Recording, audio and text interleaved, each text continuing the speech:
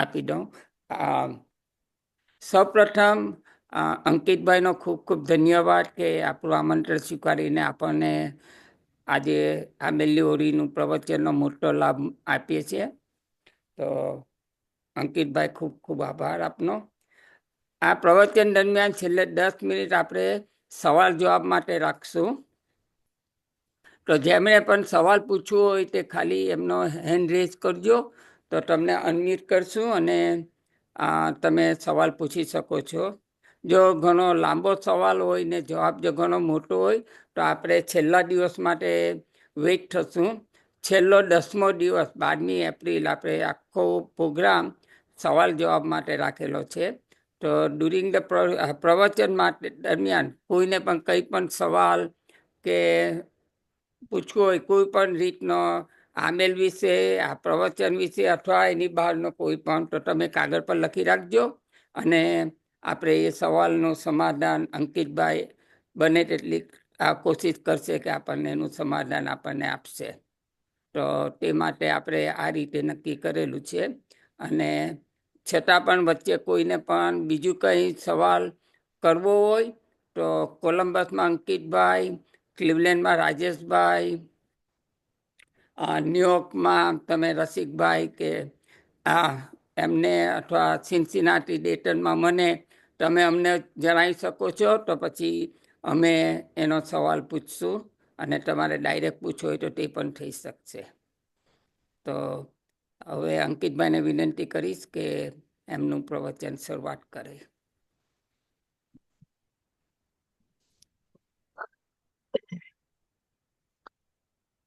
નમો અરિયંતાણમ નમો સિદ્ધાણમ નમો આયર્યાણમ નમો ઉભજાણમ નમો લે સભ્વ સાવણમ એ સ્વપંચણ મુક્કારો સભ્વ પાવક પ્રણાસણ મંગલાણમ ચ સભ્યસિમ પડવમ હવૈ મંગલમ સુરાસુર નરાધીસ મયુર નવ વાર્દમ કર્મદ્રુન મૂલની હસ્તિ મલ્લમ મલ્લિમ અવિષ્ટુમઃ શ્રી સિદ્ધ ચક્રમ તદહમ નમામિ. પ્રણામ એવરીવન. આપ સર્વે ખૂબ જ સુખશાતામાં હશો. મહામંગલકારી શ્રી આંબિલની ઓળીની આરાધના વિશે આપણે સ્વાધ્યાયની શરૂઆત કરવા જઈ રહ્યા છીએ. એ પૂર્વે 5 સંઘ જે આ સરસ મજાના સ્વાધ્યાય ગોઠવી અને આપણે દરેકને એક શુભભાવમાં લઈ જવા માટે એક નિમિત્ત બન્યા છે. Jain centre of Cincinnati and Dayton, Jain society of greater Cleveland, Jain centre of America, Queens New York, Jain centre of central Ohio, ચારેય સંઘ અને પ્લસ ઓર્નાલ્ડો જૈન સંઘ, આવી રીતે 5 જે સંઘ છે જે સરસ આરાધનામાં નિમિત્ત બનવાના છે. તો સૌ પ્રથમ એ 5 સંઘની ખૂબ અનુમોદના. આ 5 સંઘના જે વડીલો હોય, ટ્રસ્ટીઝ હોય, એ લોકો જે પણ પ્રશ્નો હોય એ તમારા કહી શકશે. એન્ડિંગમાં માત્ર 10 મિનિટ મળશે, જે પ્રમાણે અહીંયા કીધું એ પ્રમાણે. હવે એ 5ની આજ્ઞા લઈ અને સ્વાધ્યાયની શરૂઆત કરીએ છીએ. અને શક્ય હોય ત્યાં સુધી બધા પોતપોતાનો વિડીયો ઓન રાખજો. સ્વાધ્યાયનું લક્ષ્ય રહેશે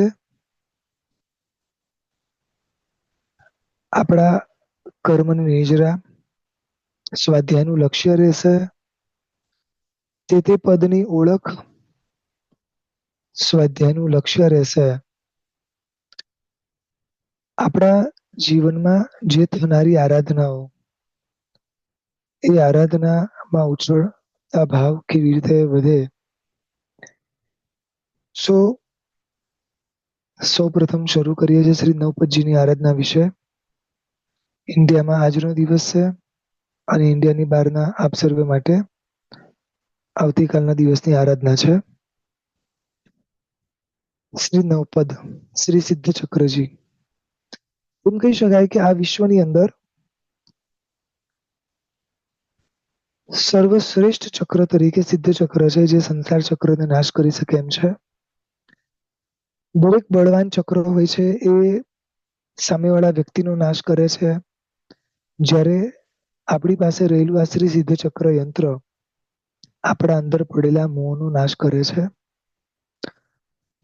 અનંતા ભવોની અંદર જ્યારે જ્યારે ધર્મ મળ્યો, જ્યારે જ્યારે સમજણ મળી, ત્યારે ત્યારે આરાધના તો કરી જ છે, પરંતુ એ દરેક આરાધનાના મૂળમાં જો મોહનીયની નિજરા ન હોય તો એ આરાધના ખાલી પુણ્ય બંધનું કારણ બને છે, થોડા ઘણા શુભ કર્મના ઉપાર્જનનું કારણ બને છે, પરંતુ આપણું લક્ષ્ય, આરાધનાનું લક્ષ્ય કર્મ નિજરા હોવી જોઈએ. કદાચ આજ સુધી એ કર્મ નિજરાનું લક્ષ્ય બંધાયું નહોતું અથવા સંપૂર્ણ નહોતું બંધાયું, એટલા માટે કદાચ હજી સુધી હું અહીંયા બેઠો છું. એક પ્રયાસ, જે પણ આરાધના થાય, જેટલી પણ આરાધના થાય, કર્મ નિજરાના લક્ષ્ય સાથે થાય, અને એમાં પણ મુખ્ય મોહનીય કર્મની નિજરા સાથે આપણે આરાધના કરીએ. સૌપ્રથમ નવપદમાં અર્યંત પદની વાત કરવી છે, ત્યારબાદ શ્રીપાલ અને મૈણાની વાત કરવી છે, અને ત્યારબાદ મારે આ બેઉમાંથી શીખીને કરવાનું શું છે એ વાત કરવી છે. પર્યુષણ મહાપર્વ એક વાર આવે, આંબિલ મહાપર્વ 2 વાર આવે, કારણ જે વસ્તુની જરૂરિયાત ઓછી છે અને જે વસ્તુની જરૂરિયાત વધારે છે એ પ્રમાણે આરાધનાના નિમિત્તો ગોઠવાતા હોય છે. આપણા આત્માને વારંવાર નવપદમાં સ્થિર કરવા જરૂરી છે. એટલા માટે દર 6 મહિને એટલે કે વર્ષમાં 2 વાર આ આરાધના આવે છે. એના સંસ્કારો ઓલરેડી ઘૂંટાયેલા છે અને હજી વધુ ઘૂંટવા જેવા છે. એટલા માટે આ નવપદજીની આરાધના 2 વાર આવે છે. સાયન્સની દ્રષ્ટિએ જોઈએ તો શરીર પ્રમાણે પણ સારું છે, અને ધર્મની દ્રષ્ટિએ જોઈએ તો આ 9 પદના સંસ્કારો આત્મામાં વધુમાં વધુ ઘૂંટાય તો એ દ્રષ્ટિએ પણ સારું છે. 9 પદ જેમ એ કહી શકાય કે આ વિશ્વના ઘણા બધા પદ છે, પરંતુ આ 9 પદમાં 5 પરમેષ્ઠી સર્વશ્રેષ્ઠ અને 5 પરમેષ્ઠી સુધી પહોંચાડનાર, એ પદ સુધી પહોંચાડનાર પાછળના 4 પદ શ્રેષ્ઠ છે. એટલે આ 9 પદની આરાધના કરવાની છે. આ વિશ્વની બધી જ સંપત્તિ ખર્ચ્યા પછી પણ જે પદ ના મળે ને, અહીંયા બધું જ છોડીને અને માત્ર આમની આજ્ઞા પ્રમાણે ચાલીને આ વિશ્વના સર્વશ્રેષ્ઠ પદો મળે છે. સૌપ્રથમ આજે વાત કરવી છે અરિહંત પદની. તમને ને મને ખબર છે કે દુહામાં બોલીએ છે, તીર્થંકર પદ પુણ્યથી ત્રિભુવન જન સેવંત.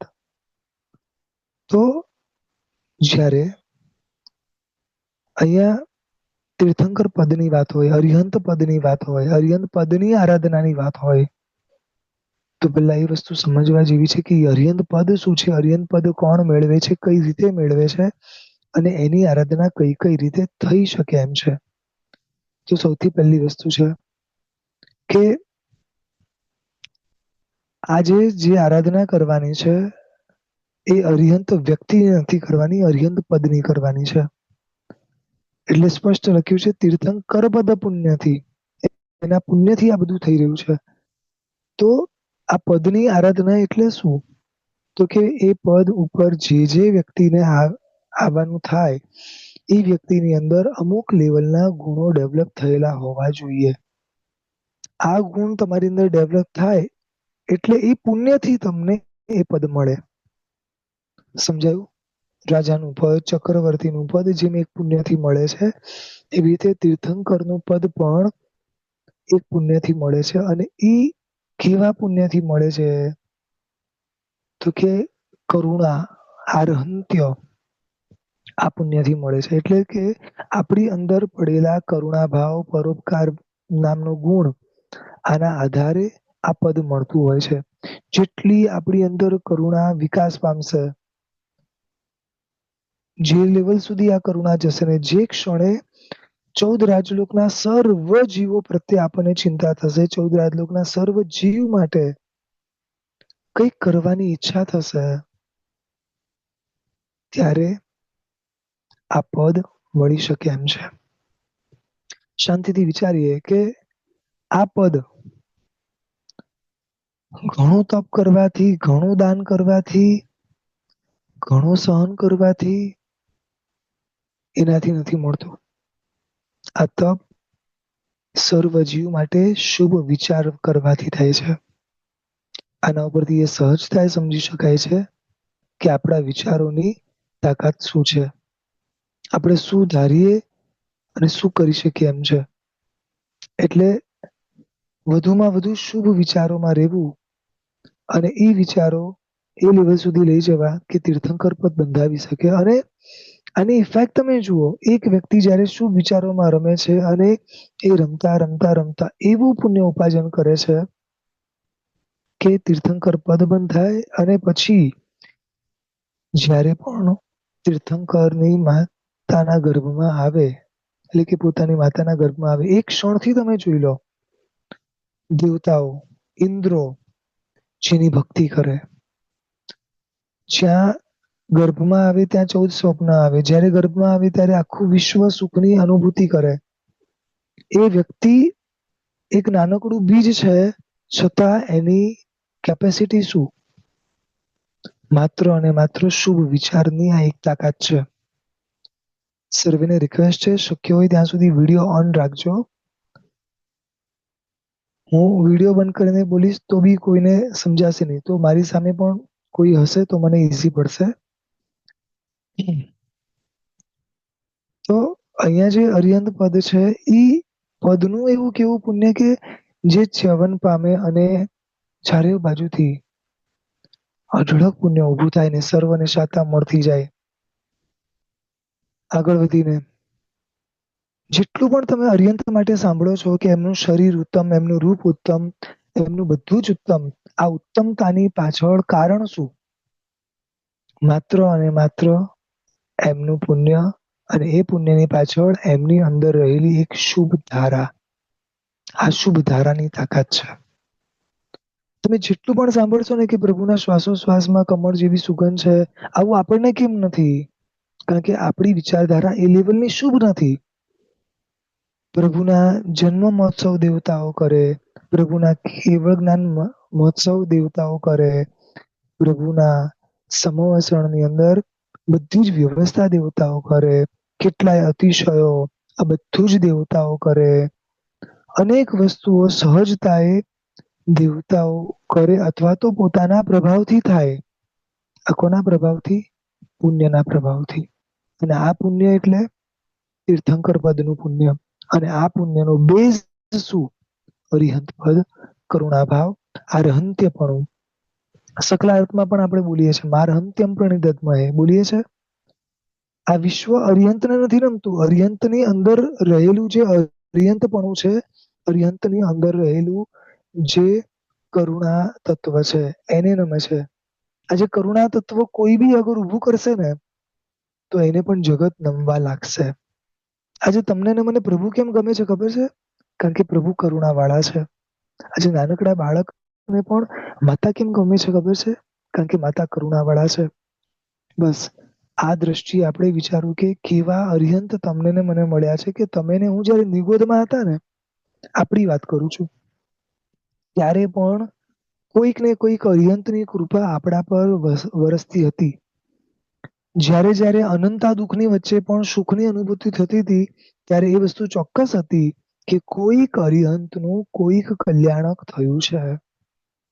એટલે જ્યારે નિગોદમાં હતા, જ્યારે કોઈ આપણને સાતા આપી શકે એમ નહોતું, ત્યારે પણ અરિહંત આપણને સાતા આપતા. તો કલ્પના કરો, નિગોદમાંથી બહાર નીકળ્યા પછી આ ભવ મળવો, આવા સારા નિમિત્તો મળવા, આ બધું જ અરિહંતની કૃપાથી થયું છે. ભલે આ બધી જ કૃપા આપણને સમજાતી નથી, આ બધી જ કૃપા આપણને દેખાતી નથી, પરંતુ આ અરિહંતની કૃપા છે એટલે જ આ બધી વસ્તુ શક્ય બને છે. એક વસ્તુ કલ્પના કરો કે જે વ્યક્તિની હાજરી આજુબાજુના જીવને શાતા આપતા હોય, તો એનું નામ, એની સ્થાપના એ દ્રવ્ય રૂપે કે ભાવ રૂપે હોય તો જીવને કેટલી શાતા આપે. સકલાર્થમાં એક લાઈન આવે છે, નામાકૃતિ દ્રવ્ય ભાવઈ. પ્રભુનું નામ પણ એટલું જ કામ કરે છે, પ્રભુની સ્થાપના પણ એટલું જ કામ કરે છે, પ્રભુની હાજરી પણ એટલું કામ કરે છે, અને પ્રભુ જાય તો પણ એટલું જ કામ થાય છે. ફરક એટલો છે કે આપણી અંદર એ લેવલની શ્રદ્ધા નથી. તમે ને હું જે પરમાત્માને પૂજીએ છીએ, તમે ને હું જે પરમાત્માની સામે હાથ જોડીએ છે, એવું લાગે છે કે એક મૂર્તિ છે. પણ આ સૌથી મોટી આપણી ભૂલ છે. એ જીવંત પરમાત્મા જ છે. એની એટલી જ કેપેસિટી છે, એ જ લેવલના કર્મ તોડાવી શકે એમ છે. અને આ અરિયંતની ભક્તિ શું આપી શકે એમ છે. ઘણી વાર આપણને થાય, સમય જતા ધર્મ સમજાયો છે, નિમિત્તો ઘણા ઓછા છે, શરીરના દરેક અંગોપાંગ હવે કામ નથી કરતા. ધર્મ હવે કઈ રીતે કરવો? અરિયંતની ભક્તિ કરો. ક્ષણિક મહારાજા, કુમારપાળ મહારાજા, એમને પણ ખૂબ ઈચ્છા હતી સંયમ લેવાની, એમને પણ ખૂબ ઈચ્છા હતી સંસાર છોડવાની. કદાચ કોઈક કારણસર એ સંસાર ના છોડી શક્યા, કદાચ કોઈક કારણસર જોવે એવો વિશેષ ધર્મ ના કરી શક્યા, છતાં એમને કરેલી અરિહંતની ભક્તિ ક્યાં પહોંચાડે છે?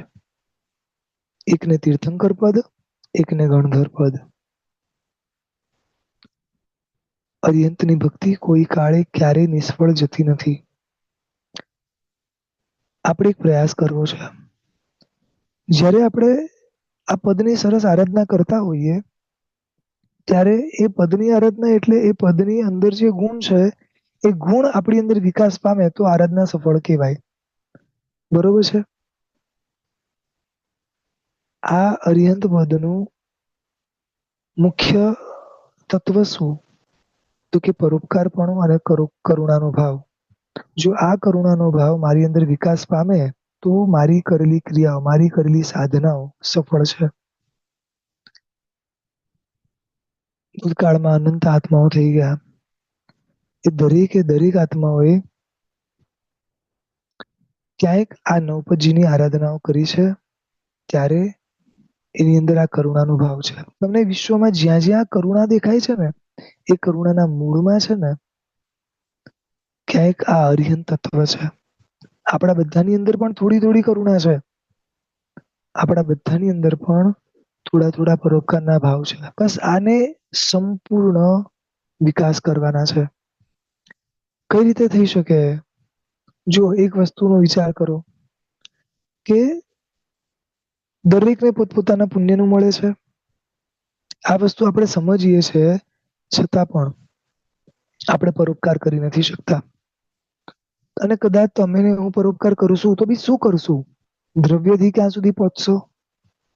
જેટલું પહોંચવાનું છે એ ભાવથી પહોંચવાનું છે. શું આખા વિશ્વ માટે રોજ શુભ વિચાર ના લાવી શકીએ?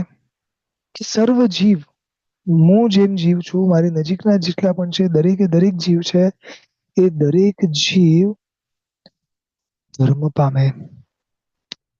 કારણ કે આ વિશ્વમાં દુઃખનું મૂળ છે સમજણ નથી. તે સમજણ જેમ જેમ વધશે તેમ તેમ પાપથી જીવ અટકશે. તમને ને મને અત્યાર સુધી મોક્ષ કેમ ના મળ્યો ખબર છે? મૂળ કારણ શું ખબર છે? ધર્મ ઓછો થયો છે એટલે? ના. મૂળ કારણ એ છે પાપ વધ્યું છે એટલે. સમજાયું? આપણું લક્ષ્ય ધર્મ કરવાનું નથી, આપણું લક્ષ્ય પાપ ઘટાડવાનું છે. આ અરિહંત પદની આરાધના આપણને પાપ ઘટાડતા શીખવાડે છે. ને પાપ ક્યારે ઘટે? પરોપકારનો ભાવ આવે ત્યારે. અને પરોપકાર ત્યારે આવે જ્યારે સ્વાર્થ વૃત્તિ ઘટે ત્યારે. જો બધું ઇન્ટરકનેક્ટેડ છે. સ્વાર્થ વૃત્તિ જેમ જેમ ઘટશે તેમ તેમ પાપ ઘટશે, અને સ્વાર્થ વૃત્તિ ઘટી, બીજા જીવની ચિંતા થઈ, બીજા જીવના ઉપર શુભ ભાવ આવ્યો, કરુણા ભાવ આવ્યો, એટલે સહજતાએ આ અરિહંત પદની આરાધના થઈ. સમજાય છે? આજે મને ગરમી લાગે છે.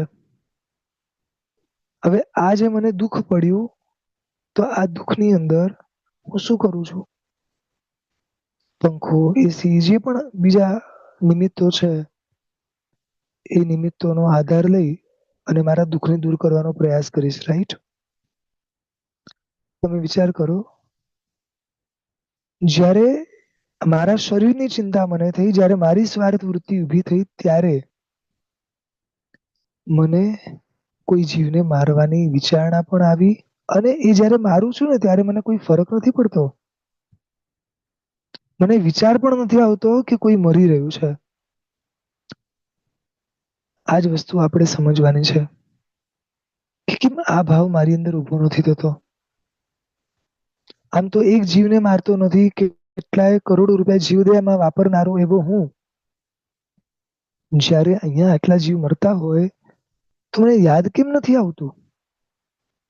કારણ સ્વાર્થ વૃત્તિ. ખબર છે કે શું ખાવું જોઈએ, શું ના ખાવું જોઈએ, છતાં જે ન ખાવું જોઈએ એ મોઢામાં જાય છે. ખબર છે કે આની અંદર અળગણ પાણીમાં કેટલાય જીવો છે, છતાંય સહજતાએ વપરાય છે. અને એ ટાઈમે મને કોઈ ફરક નથી પડતો. કેમ ખબર છે? સ્વાર્થ વૃત્તિ વધારે છે.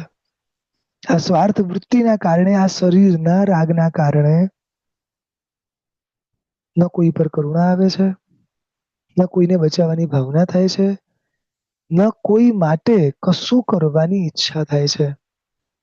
સરળ અર્થ આનો એક જ છે. અરિહંત પદની આરાધના ખરેખર કરવી હોય અને એના ફળ સ્વરૂપે ભવિષ્યમાં જો અરિહંત પદ જોઈતું હોય તો આપણે આપણા અંદર સ્વાર્થ વૃત્તિ ઘટાડવી પડે. શાંતિથી વિચારો કે આપણે આ શરીર માટે બીજા કેટલાયના દુઃખો ભૂલી ગયા. શું બોલું છું? આ શરીરના રાગના કારણે કેટલાય જીવોના દુઃખો ભૂલી ગયા. ક્યારે પણ હવાના જીવના દુઃખ કલ્પનામાં આવે છે? સતત હું શ્વાસોશ્વાસ લઉં છું, સતત. ક્યારે પણ આપણી આજુબાજુ સૌથી વધારે જે ઇલેક્ટ્રિસિટી છે, અત્યારે આપણા જીવનમાં સૌથી વધારે એનો વપરાશ થઈ ચુક્યો છે. રાઈટ? ક્યારે એ જીવનો વિચાર આવે છે? મારું કામ જેટલું સરળ બને ને, બસ મને એ ગમે છે. પહેલા ઊભા થઈને સ્વિચ ઓન ઓફ કરવી પડતી હતી, હવે ફોનથી સ્વિચ ઓન ઓફ થઈ જાય છે. મારું કામ સરળ બન્યું, બસ મને માત્ર એટલું ગમશે. રાઈટ? આમાં ઊંડે ઊંડે આ શરીરનો રાગ છે, આ પ્રમાદ છે. એના ફળ સ્વરૂપે મને સામેવાળું જીવ દેખાતોય નથી, એની વેદનાએ દેખાતી નથી. તો તમને લાગે છે કે હું અત્યારે ભલે આંબીલ કરું, અત્યારે ભલે જેટલી પણ આરાધના કરું, પણ આ ફળ સ્વરૂપે મારી અંદર અરિહંતપણું પ્રગટશે? શું બોલીએ છીએ આપણે? અરિહંતની આરાધના કરતા અરિહંત પદ મળે, બોલીએ છે ને? અરિહંતના ધ્યાને અરિહંત બની જશો. તો ખાલી એનું ધ્યાન નહીં, અરિહંત જેવા બનવું પડશે. પ્રભુએ ક્યાંય પોતાનો સ્વાર્થ નથી રાખ્યો, એક જગ્યાએ સ્વાર્થ નથી રાખ્યો. અને તમે મારી જગ્યાએ જોશો તો કોઈ એવી જગ્યા નથી રાખી જ્યાં મારો સ્વાર્થ નથી. હું ત્યાં જ જઈશ, ત્યાં જ જોઈશ, એ જ ખાઈશ, એ પીશ જેની અંદર મારા શરીરને બધી રીતે અનુકૂળતા હોય. એટલે સ્વાર્થ વૃત્તિ. સિમ્પલમાં મૈણા સુંદરી, જે આપણે કેટલી વાર સાંભળીએ છીએ એની આખી જીવન ચરિત્ર. રાઈટ? શિપાલ રાજાની આખી કથા, જેને રાસ કહેવાય છે આપણે. હવે એ મૈણા સુંદરીને કેમ લોકો યાદ કરે છે? એની અંદર રહેલી પરમાત્મા પ્રત્યેની ભક્તિ, એની અંદર રહેલા પરમાત્માના વચનો પ્રત્યેની શ્રદ્ધા. આ ક્યાંક કહેવાય આ અરિહંત પદની આરાધના છે. એને એની જો સ્વાર્થ વૃત્તિ રાખી હોત ને તો એ આગળ ના વધી શક્યો હોત.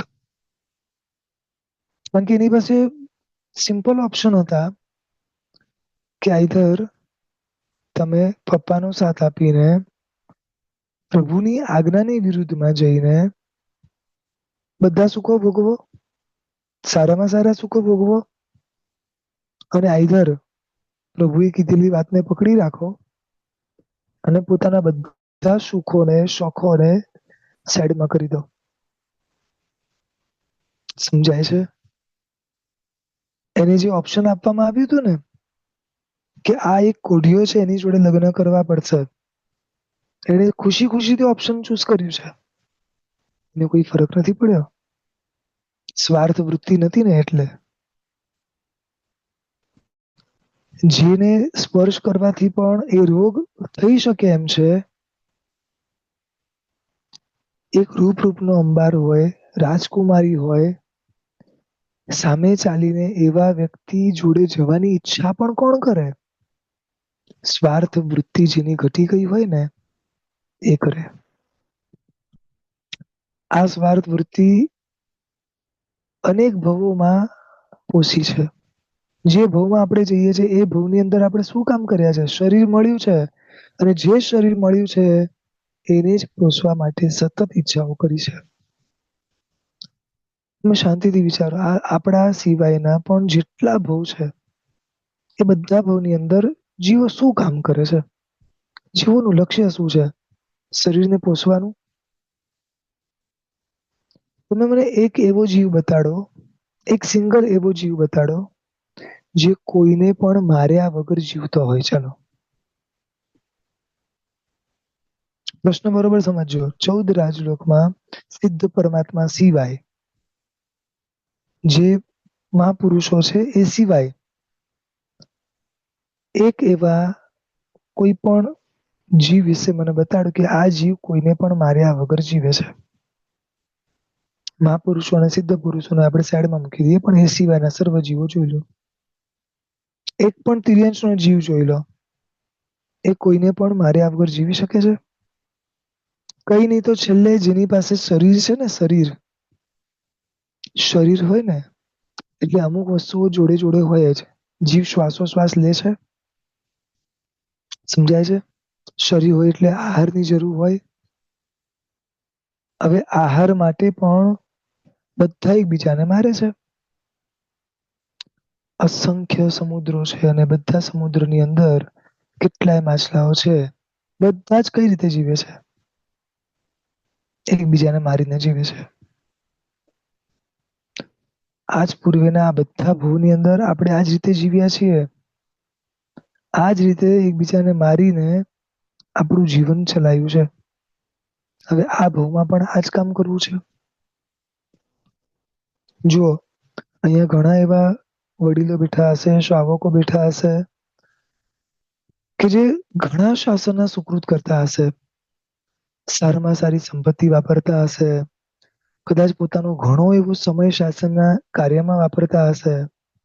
બધું જ યોગ્ય છે, બધું જ જરૂરી છે, પણ એ બધા જ કરતા પણ વધુ જરૂરી શું છે ખબર છે? આપણા હૃદયમાં સ્વાર્થ વૃત્તિ ઘટાડી અને કરુણાભાવ વધારવો. કારણ કે દ્રવ્યથી આપણે કેટલી કરુણા કરી શકશું? દ્રવ્યથી આપણે કેટલાને મદદ કરી શકશું? આપણા સ્વાર્થ જ ઓછા નહીં થાય તો પરોપકાર કોઈ કાળે નથી થવાના. અત્યારે જે હું સુકૃત કરી શકું છું કારણ કે મારું બધું સેટલ છે એટલા માટે. હું મારું બધું જ સાચવીને પછી સુકૃત કરું છું. મારું બગાડીને સુકૃત નથી કરતો. અને ખરેખર સારામાં સારું આ જગતનું સુકૃત શું ખબર છે? સંસારને છોડી દેવો છે.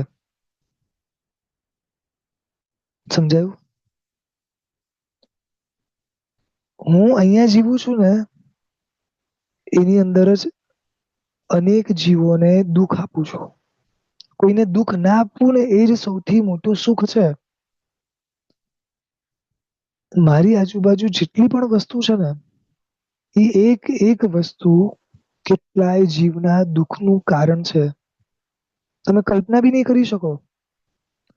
મેં વર્તમાનમાં પહેરેલું ખાલી આ એક શર્ટ છે ને, આ એક શર્ટ કેટલાય જીવના હિંસાનું કારણ અત્યાર સુધી બન્યું હશે એમનો તમને કોઈ આઈડિયા છે? ખાલી આ એક પહેરેલું શર્ટ કહું છું. હવે આના આધારે તમે વિચારો કે મારી આજુબાજુ મારી માલિકીની કેટલી વસ્તુઓ છે અને એ દરેક વસ્તુઓ અત્યાર સુધી કેટલાયના હિંસાનું કારણ બની છે. 5 કરોડ 25 કરોડ વાપરી દેવા, 5 કરોડ 25 કરોડ જીવદયામાં આપી દેવા એકવાર સહેલા છે. પણ એ કરતા પણ વધુ સ્વાર્થ વૃત્તિ ઘટાડી પાપ ઘટાડવું ને એ અઘરું છે. હવે જીવનમાં તમે કોઈ લક્ષ્ય મૂક્યું હોય ને તો એ લક્ષ્યની ઉપર આ એક લક્ષ્ય મૂકજો કે પ્રભુ એક એવા સંસ્કાર મારા જીવનમાં હવે આવે, ધીમે ધીમે ધીમે શરીરનો રાગ ઘટે અને ધીમે ધીમે મારી સ્વાર્થ વૃત્તિ ઘટે. શ્રી જય વિરાયની અંદર પણ પ્રાર્થનામાં સ્પષ્ટ રીતે ત્યાં આગળ મૂક્યું છે પરત કરણમ ચ મૂક્યું છે. પ્રભુ સામે માગણી કરી છે અને પ્રભુને પણ સ્પષ્ટ કીધું છે કે પ્રભુ આપની કૃપા વગર તો આ બી નથી આવવાનું. હો મમમ તુહ પભાવ ભયવમ, એ પ્રભુ આપની કૃપાથી મારી આ સ્વાર્થ વૃત્તિ ઘટશે. સમજાય છે? આપની કૃપાથી મારી અંદર આ કરુણાના ભાવ પ્રગટ થશે. મનોજ જુનાણમની અંદર પણ લખ્યું છે પરોપકાર. સમજો આ બધા કર્તવ્ય છે પણ આ ક્યારે થશે? સ્વાર્થ વૃત્તિઓ ઘટશે ત્યારે. હું બોલું છું એમાં સ્વાર્થ છે, હું ચાલુ છું એમાં સ્વાર્થ છે. તમે જો મારી એક ક્રિયા એવી બતાડો જેમાં સ્વાર્થ બહુ ઓછો હોય અથવા તો ના હોય. થોડું થોડું સમજાય છે?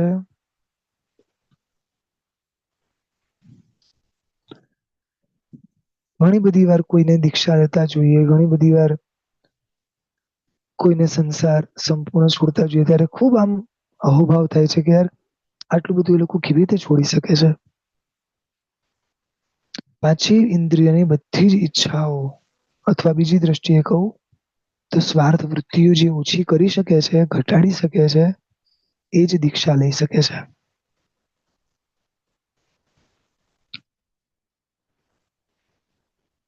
ઘણીવાર કોઈ પુણ્યના ઉદયથી આપણને શાસનની સેવા કરવાનો લાભ મળે, સંઘની સેવા કરતા હોઈએ આપણે, પણ એ બધા પણ ક્યારે સંપૂર્ણ થઈ શકશે ખબર છે? સ્વાર્થ વૃત્તિ ઘટશે તો. કારણ કે એ મેળવીને પણ અગર ખાલી માન પોસાતું હોય, સમજાય છે? તો પણ ત્યાં આગળ સ્વાર્થ વૃત્તિ વધશે. ચારે ચાર પ્રકારના કષાયો જ્યાં પોસાતા હોય ત્યાં સમજી લેવાનું કે સ્વાર્થ વૃત્તિ છે. સમજાયું? ફરી રિપીટ કરું છું. અને હજી દુનિયા તરફથી કંઈક ને કંઈક વસ્તુઓની ઈચ્છા છે.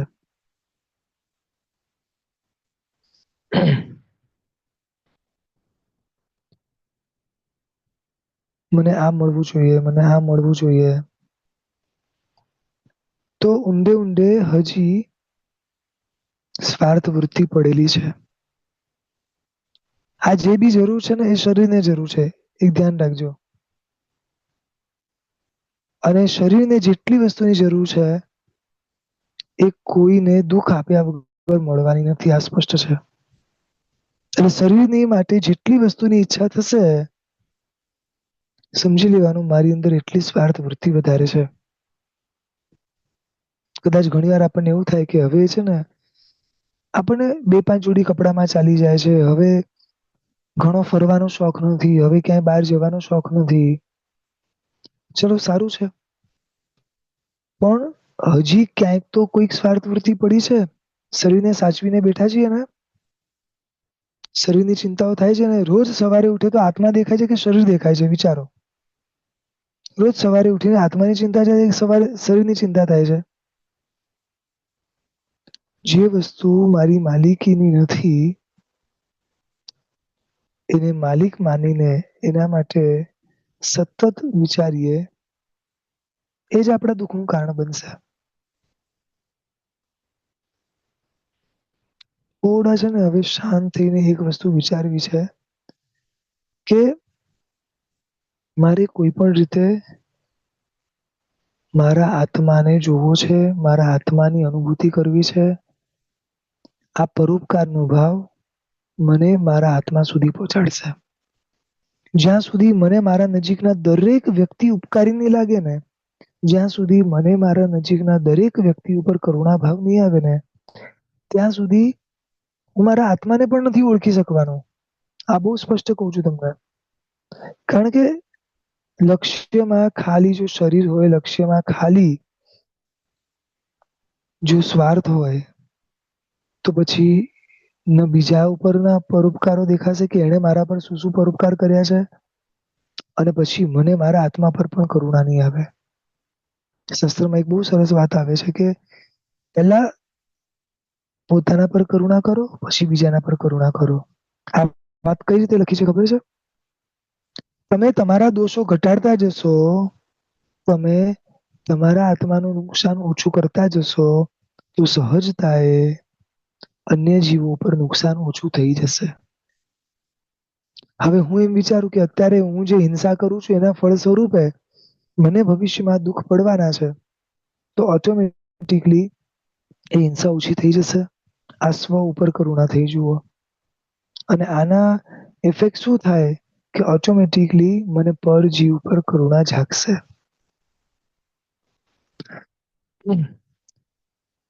બહુ સરસ વાત આવે છે કે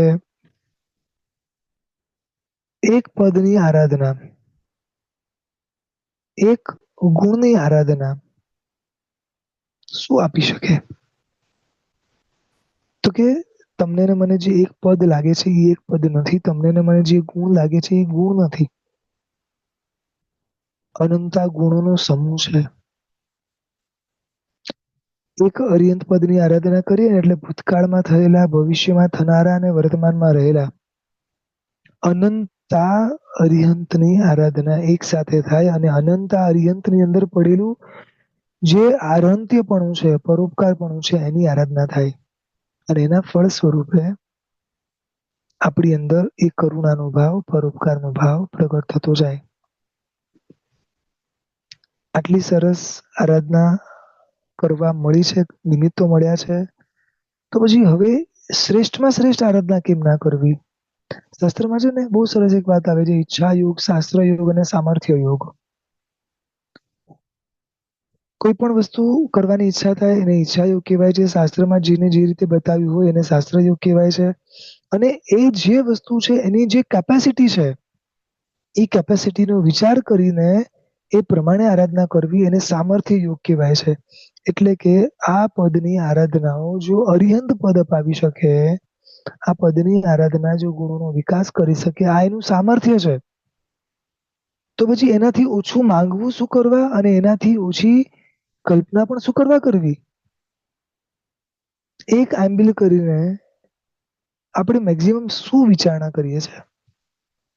એક ક્રિયા કરીને મેક્સિમમ શું વિચારણા કરીએ છીએ? આજનો દિવસ શાંતિથી પતી જાય, બરોબર ને? માથું ના દુખે, બરોબર ને? ખાલી આટલું જ લક્ષ્ય રાખશો? આનું સામર્થ્ય તો જુઓ. 20 સ્થાનક તપની આરાધના કરો એટલે અરિહંત બનો, આવું સાંભળ્યું છે ને? મને જવાબ આપો, 20 સ્થાનક તપ એટલે શું? 20 જુદા જુદા પદની જુદા જુદા તપ દ્વારા કરેલી આરાધના એને 20 સ્થાનક તપ કહેવાય? શાસ્ત્રમાં કે છે કે એવું નથી. શણિક મહારાજાએ કયો તપ કર્યો? સાંભળ્યું છે શણિક મહારાજે 20 સ્થાનક પદની આરાધના કરી હોય? ક્યાં સાંભળ્યું છે? તો બી અરિહંત તો બન્યા, એટલે કે તીર્થંકર બનવાના છે. કઈ રીતે કહો ચાલો? 20 સ્થાનક પદ એટલે 20 માંથી કોઈ પણ પદની કોઈ પણ રીતે કરેલી શ્રેષ્ઠ આરાધના. સમજાયું? શ્રી તીર્થંકરોએ આમાંથી કોઈને કોઈ પદની આરાધના કરેલી હોય છે, અને એના ફળ સ્વરૂપે તીર્થંકર બને છે. અને જ્યારે વાત આવે શણિક મહારાજાની, ભલે તપ નથી કર્યો, પણ અરિહંતની ભક્તિ કેવી કરી છે? રોજ સોનાના ચોખાથી 108 સોનાના ચોખાથી પરમાત્મા જે દિશામાં હોય એ દિશામાં અક્ષત થી સરસ સ્વસ્તિક વગેરે બનાવી અને પ્રભુની સામે અહોભાવપૂર્વક ચૈત્યવંદન કરતા તે દિશા તરફ રોમે રોમમાં અરિહંત વસી ગયા હતા. સર્વ જીવો પ્રત્યે સહજતાએ કરુણાનો ભાવ વધી ગયો હતો. સમજાય છે?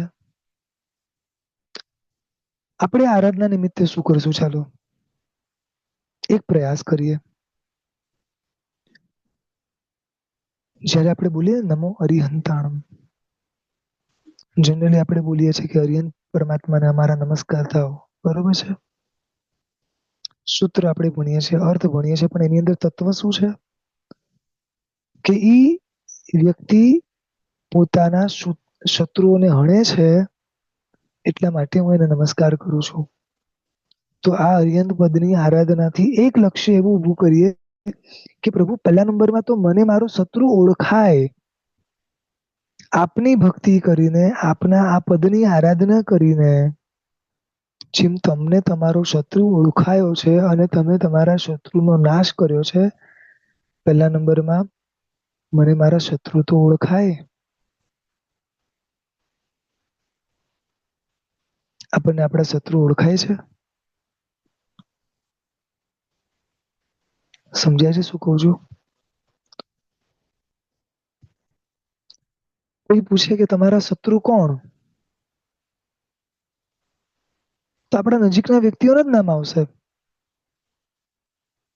એનો મતલબ સ્પષ્ટ છે કે અરિહંત પદની આરાધના નથી થઈ. આપણે અરિહંતને જ નથી ઓળખ્યા, અરિહંત પદને નથી સમજ્યા હજી. શાસ્ત્રમાં છે ને અરિહંત પદ વિશે ખાલી એટલું બધું આપ્યું છે કે હું ખાલી અરિહંત પદ શું છે, અરિહંત પદની આરાધના શું આપી શકે એમ છે, એ ખાલી કહેવા જઈએ ને તો 1 કલાક ઓછા પડે. એક સ્તુતિના માધ્યમમાં પણ એટલું લખ્યું છે કે હે નાથ શું જાદુ ભર્યા અરિહંત અક્ષર ચારમાં. આ 4 અક્ષરની તાકાત છે, આફત બધી આશીષ બની જાય. આ અરિહંત પદની તાકાત છે.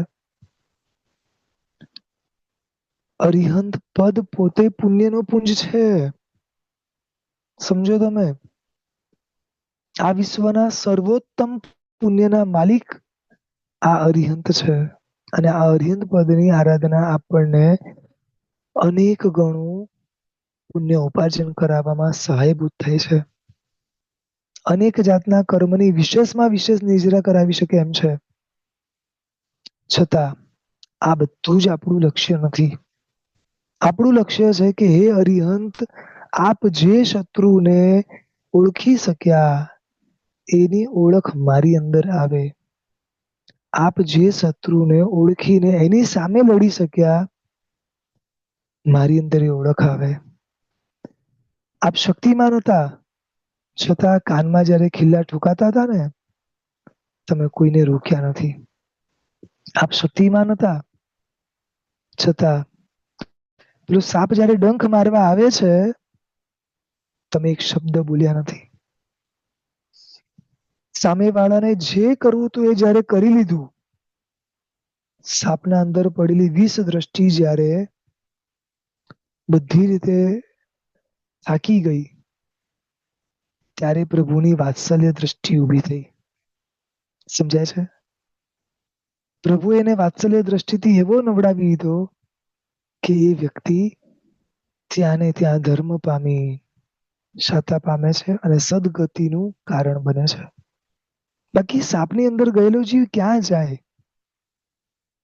કલ્પના કરો, મોટા ભાગે નરક વગેરે દુર્ગતિમાં જાય, છતાં એ સદગતિમાં ગયો.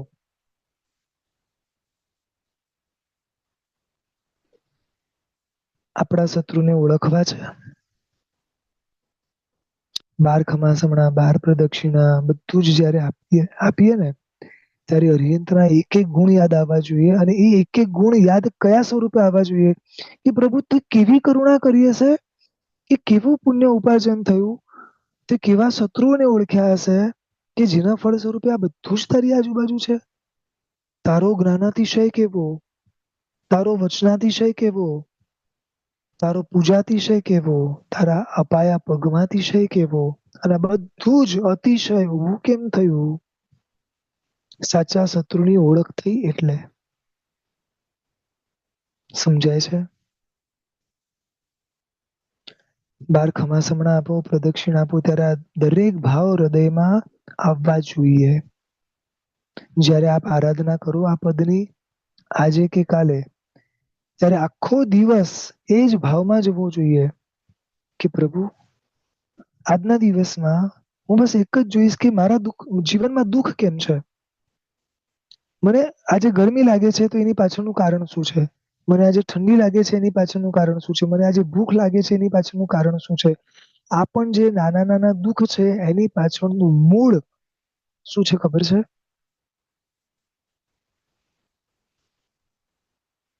સાચા રાગદ્વેષ ઓળખાયા નથી. સાચા દુશ્મનો ઓળખાયા નથી. પ્રભુ, આ જે શરીર છે જે મારો સાચો દુશ્મન છે, જેના રાગ ના કારણે આ પાપ થાય છે, આ જો ઓળખાઈ જાય ને તો આ દુઃખ થશે જ નહીં. ક્યાંક કોઈક ભાવમાં શરીરને એટલા બધા પોસ્યા છે, કેટલા એને એટલું માર્યું છે, એટલા કારણે અત્યારે ભૂખ, તરસ, ઠંડી, ગરમી અનેક જાતની પીડાઓ અત્યારે આવી રહી છે. ક્યારેક કોઈકના અપમાનો કર્યા છે, કઈક એવા પાપો કર્યા છે જેના કારણે વર્તમાનમાં આ બધા જ જયારે દુઃખ આવે છે ને ત્યારે મને ગમતું નથી. તો મૂળ કારણ શું? શરીરના રાગના કારણે થયેલા પાપો. મૂળ કારણ શું? વ્યક્તિઓના દ્વેષના કારણે થયેલા પાપો. એટલે વ્યક્તિને નથી છોડવાના, વ્યક્તિ પ્રત્યે દ્વેષ નથી કરવાના. આપણે ઊંધું કરીએ છીએ. જીવ જગત પ્રત્યે દ્વેષ છે, જળ જગત પ્રત્યે પ્રેમ છે. એક 5-25 લાખની ગાડી જે જળ છે એ 5-25 લાખની ગાડી ઉપર પાણીના જીવો, સમજી ગયા? જે પાણીના જીવ પ્રત્યે મને કરુણા આવવી જોઈએ, એના પ્રત્યે દયા આવવી જોઈએ અને બચાવવાની ભાવના થવી જોઈએ, એના બદલે શું કરીએ છીએ? એક દિવસ એવો પ્રયાસ કરવો છે, સતત શુભ ભાવમાં રહેવું છે. આગળ વધીને જેટલા થાય એટલા પરોપકાર કરવા છે. એટલીસ્ટ એક દિવસ માટે તો શુભ ભાવમાં રહીને જુઓ. બાહ્ય દ્રષ્ટિએ તમને કહું, પુણ્ય બાંધવાના 9 પ્રકાર બતાડે છે શાસ્ત્રમાં. કેટલા? 9 પ્રકાર. અને એ 9 પ્રકારમાં એક પ્રકાર છે શુભ વિચાર. તમારી તાકાત હોય એટલા શુભ વિચાર કરો, પુણ્ય બંધાવવાનું શરૂ થઈ જશે.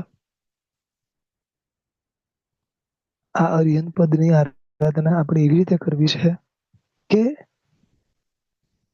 આ ભવમાં, પરભવમાં હવે આ જ અરિહંત પદ આપણા તરવાનું કારણ બને. ક્ષણિક મહારાજા માટે વાત આવે છે કે જિંદગીના છેલ્લા શ્વાસ સુધી અરિહંત પદ હતું. એટલા સુધી વાત આવે છે કે એમના અગ્નિ સંસ્કાર થયા ને એમાંથી પણ અરિહંત અરિહંત શબ્દ નીકળતા હતા. આના માટે થોડા ઉદાર બનવું પડશે. આના માટે થોડા સમજુ બનવું પડશે. તુચ્છ મન, સંકુચિત મન, આ બધાને સાઈડમાં કરી દેવું પડશે. ત્યારે ક્યાંક કોઈક અંશે અરિહંત બની શકાશે, અરિહંત પદની આરાધના થઈ શકશે. બાકી 12 લોકો 12 પ્રદક્ષિણા આ બધું તો થોડી વારમાં પૂરું થઈ જશે. આપણું લક્ષ્ય ખાલી ક્રિયાઓનું પૂર્ણ કરવું, ક્રિયાઓ પતાવવું નથી. આ તો એવું થયું કે પૈસા ચૂકવ્યા પણ સામાન ના લીધો. રાઈટ? ક્રિયાઓ બધી કરી છતાં એ ગુણનો વિકાસ જ ના થાય તો સંતોષ કેવી રીતે થાય? મને તો ઘણી વાર એ થાય છે કે સંતોષ થાય કઈ રીતે? એક ઊંડા લક્ષ્ય સાથે હવે શરૂઆત કરવી છે. પ્રભુ, તારા જેવું બનવું છે. હવે જે બોલું છું સાંભળજો. તારા જેવું બનવું છે. મારી ચિંતાઓ જ્યારે હું સંપૂર્ણ છોડી દઈશ ને ત્યારે તારા જેવું બની શકીશ. એક જ નિયમ છે, આઈધર સ્વની ચિંતા, આઈધર સર્વની ચિંતા.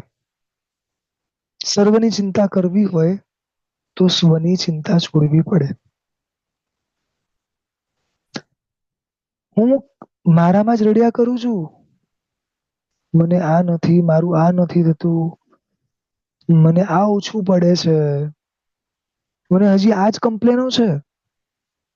હવે જ્યાં સુધી આવી બધી કમ્પ્લેનો ઊભી હશે ત્યાં સુધી સર્વની ચિંતા થાય એવું લાગે છે? એક દિવસ એવો બતાડો જેની અંદર મને કોઈ કમ્પ્લેન નથી. એક સંબંધ એવો બતાડો જેની અંદર મને કોઈ કમ્પ્લેન નથી. જુઓ, અત્યારે છે ને પુણ્યના ઉદય ખરેખર અઢળક છે, મજબૂત છે, કે જે જોઈએ છે સહજતાએ મળી જાય છે. આ એક ભવ છૂટ્યો ને, આની પછી ભૂલી જજો. આ એક ભવ છૂટ્યો, આની પછી ક્યારે પ્રભુ મળશે ખબર નથી. અનંત કાળે પ્રભુ મળ્યા છે. અનંતા પુણ્યના ઉદય પછી પ્રભુ મળ્યા છે. સાચું સમજનાર, આપણા હૃદયને સમજનાર, સાચું આપણને સમજાવનાર અનંતા ભવે મળ્યા છે. જો જિંદગી તો પૂરી થઈ જ જવાની છે, પણ જીવીને જવું કે પતાવીને જવું એ આપણા ઉપર છે. અરિહંતે આ જગતને શું આપ્યું? કેમ આપણે આટલું બધું માનીએ છીએ? એને સમજણ આપી છે.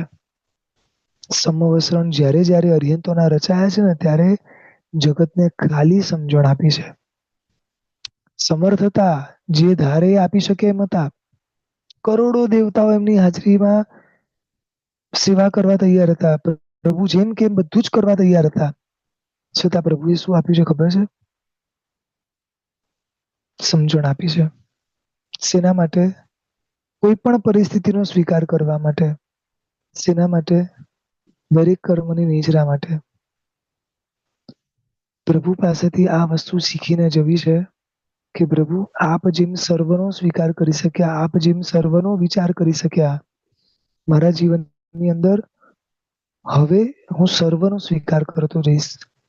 મારા જીવનની અંદર હવે હું સર્વની વિચારણા કરતો રહીશ. જ્યાં જ્યાં મને જીવ દેખાશે ને, જ્યાં જ્યાં જીવ દેખાશે ત્યાં ત્યાં હું મારી કરુણા વધારવાનો પ્રયાસ કરીશ. છેલ્લે કઈ નહીં તો તમારી નજીકમાં આજના દિવસમાં, કાલના દિવસમાં જ્યાં જ્યાં જીવ દેખાય ને એને ખાલી નવકાર તો આપજો. આટલી તો કરુણા કરજો કે ભાઈ મારા નજીકમાં આ જે જીવ છે એને હું નવકાર આપીને ક્યાંક એનો ભવ સુધારું. ક્યાંક શરૂઆત કરજો. નાની નાની જગ્યાએથી શરૂઆત કરજો કે પ્રભુ તે જે સમજણ આપી છે બસ એના આધારે હવે મારે આગળ વધવું છે. આ આપેલી સમજણ ના આધારે હવે મારે રડવાનું બંધ કરવું છે. આ આપેલી સમજણના આધારે હવે ખાલી અને ખાલી મારે મારા ગુણોનો વિકાસ કરવો છે. શરીર છૂટી જશે, સંબંધો છૂટી જશે, પરંતુ આ જ આત્મા પછી પછીના ભવમાં જોડે આવવાનો છે. અને અત્યારે કરેલી આરાધનાઓ, પાડેલા સંસ્કારો કદાચ ભવિષ્યમાં અનંત ભવોની અંદર આપણા સુખનું કારણ બનશે. કારણ કે અરિહંતો ખાલી વર્તમાન કાળે નથી, અરિહંતો સર્વ કાળે મળશે આ વિશ્વની અંદર. એટલે આ અરિહંત પદની આરાધના આપ થકી જેટલી થઈ શકે એટલી કરો. વર્તમાનમાં 1680 તીર્થંકરો શ્રી મહાવિદ્ય ક્ષેત્રમાં બિરાજમાન છે. વર્તમાનમાં 20 તીર્થંકરોના સમવસ્ત્રણ રોજ રચાય છે. એટલા સરસ ભાવપૂર્વક એની આરાધના કરો કે એ અરિહંત ની ભક્તિ આપણા અરિહંત પદનું કારણ બને. એનો આપ સર્વે પોતપોતાની રીતે સુંદર પ્રયાસ કરતા જ હશો. કોઈ તપ દ્વારા, કોઈ સાધના દ્વારા, પણ એ બધાની પાછળનું મુખ્ય લક્ષ્ય રાખજો કે મારી સ્વાર્થ વૃત્તિ ઘટે, પરોપકાર વૃત્તિ વધે, કરુણા ભાવ વધે, ઉદારતા વધે, તુચ્છ જે મન છે, સંકુચિત જે મન છે એ તરફની દ્રષ્ટિ ઘટે, સ્વનો વિચાર છૂટી અને સર્વનો વિચાર આવે. બસ આ શુભ ભાવના પૂર્વક આપણે બધા આરાધના કરીએ તો કરેલી આરાધના કોઈક અંશે આપણા સંતોષનું કારણ બનશે. આપણા વડીલોએ જે અત્યાર સુધી આપણા સુધી શાસન પહોંચાડ્યું છે તો એની પણ ક્યાંક સફળતા ગણાશે. પૂર્વે અનંતા ભવોની કરેલી સાધના ક્યાંક સફળ થશે. બસ આપ સર્વે ખૂબ સરસ આરાધના કરો છો અને સવિશેષ સારામાં સારી આરાધના કરો. એ જ શુભ ભાવના પાંચેય સંઘ જે જુદા જુદા અમેરિકાના સેન્ટરથી જોડાયેલા છે, આપ સર્વેની પણ ખૂબ અનુમોદના. અને હવે જે પણ વ્યક્તિને આ આરાધના રિલેટેડ જે માત્ર પ્રશ્ન હોય એ પૂછજો, હેન્ડ રેઝ કરી શકાશે. હેન્ડ રેઝ કરજો જેને પણ આજના પ્રવચન માટે કંઈ પણ ક્વેશ્ચન હોય તો.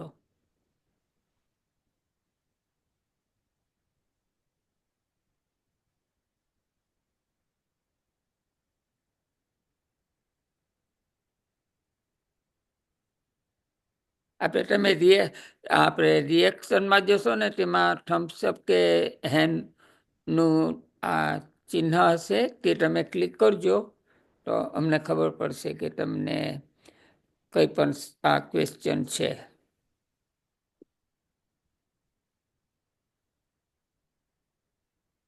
કોઈને સવાલ નથી.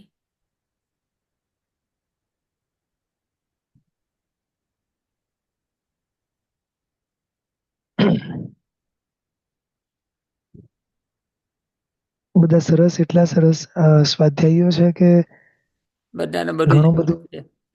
ના ખરેખર સારી વસ્તુ છે, બહુ સારું છે અને સારું છે આપણા સંઘ માટે, શાસન માટે સારું છે. પણ બસ આ જ સમજણો હવે લોંગ ટર્મ સુધી ટકાવી છે અને આ જે ભાવનાઓ છે ને એ ખાલી એક દિવસ પૂરતી ના રહી જાય. પરોપકારની ભાવનાઓ એ જીવનના છેલ્લા ક્ષણ સુધી આપણે રાખવાની છે. કારણ કે આપણી ઓળખ જે છે ને જૈન તરીકેની એ પરોપકાર અને કરુણાના આધારે છે. ક્યાંય પણ જોશો અને જો આપણા હૃદયમાં કરુણા હશે ને તો તરત સમજાઈ જશે કે ભાઈ આ જૈન છે. કારણ કે આ લેવલની કરુણા જૈન સિવાય ક્યાંય આવી નહીં શકે. અને બીજી વાત ખાસ કરું છું કે જૈન શબ્દ જૈન કુળમાં જન્મેલો છે એટલા પૂરતી નથી. આ વિશ્વમાં જેના જેના હૃદયમાં કરુણા દેખાશે ને, જેના જેના હૃદયમાં, એ જૈન જ સમજવો. સમજાય છે? એટલે આપણો ધર્મ આટલો નથી, આખા વિશ્વમાં વિસ્તાર પામેલો છે. કારણ કે પ્રભુએ તો આ વિશ્વમાં સંપૂર્ણ ધર્મ ફેલાવ્યો છે.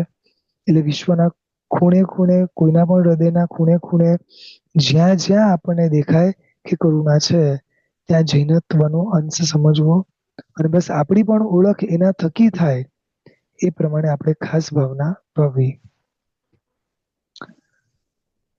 આવતીકાલે શ્રી અરિયન પદની આરાધના છે. ક્રિયાઓ પણ કરીને આ પદની આરાધના થઈ શકે છે. એક ખાસ ધ્યાન રાખવાનું કે ઘણીવાર આપણા મગજમાં એવું હોય કે જે તપ કરે ને એને જ આ બધી વસ્તુ કરવી. એવું નથી હોતું. આ પદની આરાધના થવી જોઈએ જેનાથી જે રીતે શક્ય હોય એ રીતે કરે. જેનાથી તપ થઈ શકે તપ કરે, જેનાથી ક્રિયા થઈ શકે ક્રિયા કરે.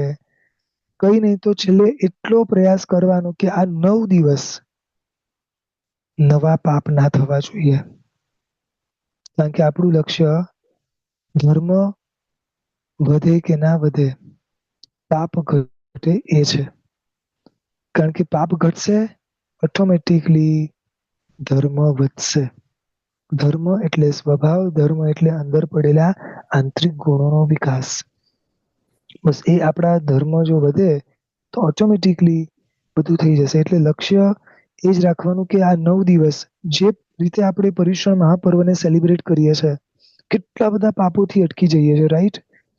કોઈ એમ નથી વિચારતું કે કમ્પલસરી 28 જ કરવાની. 28 ન થાય તો આપણે એકાશના કરીએ છીએ, બેસના કરીએ છીએ, રાઈટ? તો એવી રીતે આ 9 દિવસ કદાચ આપની શક્તિ ના હોય અને કદાચ આંબિલ ના પણ કરી શકો તો ઇટ્સ ઓકે. એકાદ વિગયનો ત્યાગ કરીને પણ આની આરાધના થઈ શકે છે. મનગમતી કોઈ વસ્તુનો ત્યાગ કરીને પણ આરાધના થઈ શકે છે. આગળ વધીને મિનિમમ કોઈ તપ કરીને અથવા સચ્ચિત વસ્તુના ત્યાગ કરીને પણ આ પદની આરાધનાઓ થઈ શકે છે. આગળ વધીને જે પદ છે એ પદની અમુક ક્રિયાઓ તો ઘરે બેઠા પણ થઈ શકે એમ છે. તો એ રીતે પણ થઈ શકે એમ છે. અને કઈ નહીં તો આખો દિવસ એ પદના જે ગુણ છે એ ગુણમય મારે મારું જીવન જીવવું એ રીતે પણ આ પદની આરાધના થઈ શકે એમ છે. એટલે આપ સર્વે એ રીતે ખાસ પ્રયાસ કરજો કે વધુમાં વધુ આપણે આપણા જીવનમાં આ ગુણ વિકસાવીએ અને વધુમાં વધુ ખૂબ કર્મ નિજરા કરીએ તો એટલી સંતોષ રહેશે જીવનના છેલ્લા ક્ષણે કે ભાઈ કંઈક મેં કર્યું, કંઈક મારાથી થયું.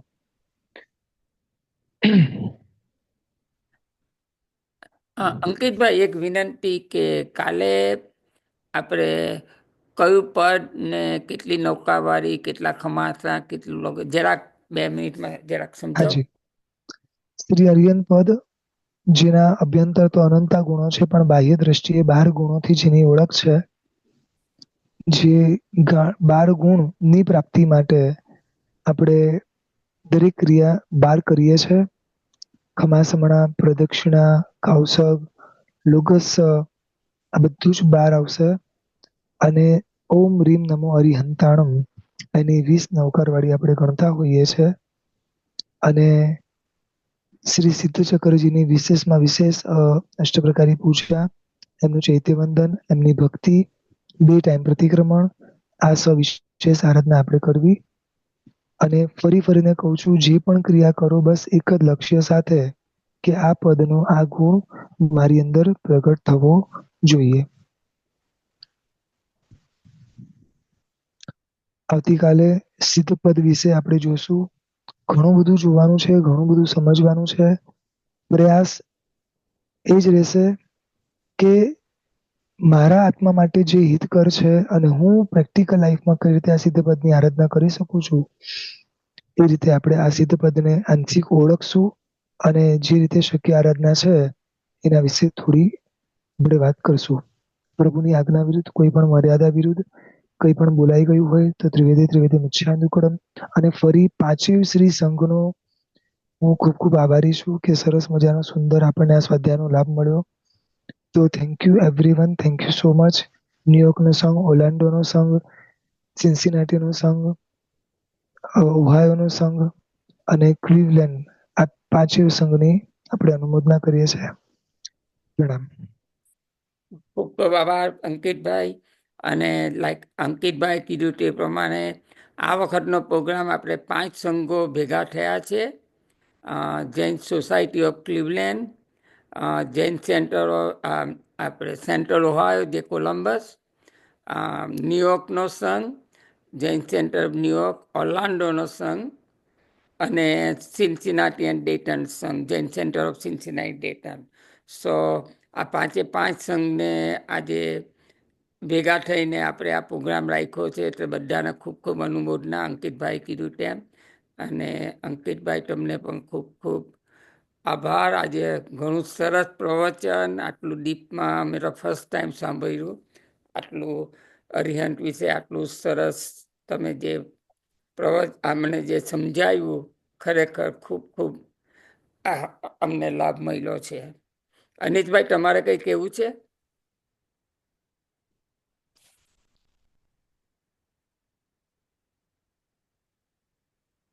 નહીં.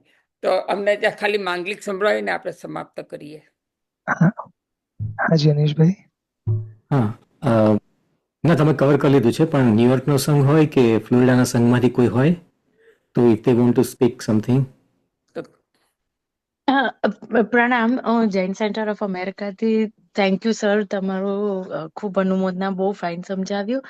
અને બધાને આંબેલની હોળીની શાતારે બસ થેન્ક યુ સો મચ. બીજા બધા સંઘને આપણી સાથે જોઈન થઈ જવા, કારણ કે અમારો ટાઈમિંગ મેચ નતો થતો, પણ thank you very much sir. અને બધા બીજા સંઘને ખૂબ અનુમોદના. બીજા કોઈએ પણ કંઈ પણ કહેવું તો તમે જાતે અનમ્યુટ કરી શકો છો અત્યારે. પ્રણામ અંકિતભાઈ. પ્રણામ જય જિનેન્દ્ર. પ્રણામ પ્રણામ. બસ અમને આ વર્ષે લાભ આપી, પ્રભુની વાણી અમારા સુધી પહોંચાડી ને અમને લાભ આપ્યો છે, ને આપે જ અમને પ્રભુની વાણી આપી એ બદલ આપણે ઘણો ઘણો જ આભાર. 5 સંઘોમાંથી જે લોકો જોઈન થયા છે એ સર્વેનો આભાર. ને સર્વે તપસ્વીઓ બધા સાતામાં રહે ને કાલથી આરાધનામાં બંને એટલો ભાવથી જોડાય, એ જ શુભેચ્છા બધાને. થેન્ક યુ સો મચ શૈલેષભાઈ, તમારો બી ખૂબ સરસ પ્રયાસ છે, એના કારણે આ બધું શક્ય બન્યું છે. Thank you. બધું પ્રભુ કરાવે છે, આપણે ખાલી નિમિત્ત માત્ર છે અમે તો. અને તમારા ન્યુયોર્ક સંઘ ક્રીડા સંઘમાં જેને તમારે સંઘમાં આ વાત કે ઈમેલ મોકલી દેજો તો બીજા જોઈન થઈ શકે તમારાથી. હાજી, ચાલો બધા સાથેમાં રહેજો. સર્વ મંગલ માંગલ્યમ સર્વ કલ્યાણ કારણમ પ્રધાનમ સર્વ ધર્માણામ જૈનમ જયતિ શાસનમ. પ્રણામ. પ્રણામ, જય જિનેન્દ્ર. અને આપણે પ્રણામ સર. આજની પ્રવચન સમાપ્ત કરીએ છીએ. તો કાલે આપણે 8:30 વાગે મળીશું. કાલનું પ્રવચન અંકિતભાઈ જણાવ્યું તેમ સિદ્ધ ભગવાન ઉપર હશે. તો ગુડ નાઇટ અને પ્રણામ સર. પ્રણામ સાહેબ. સાતામાં પ્રણામ સર. પ્રણામ. કોઈએ કંઈ કહેવું છે? ના.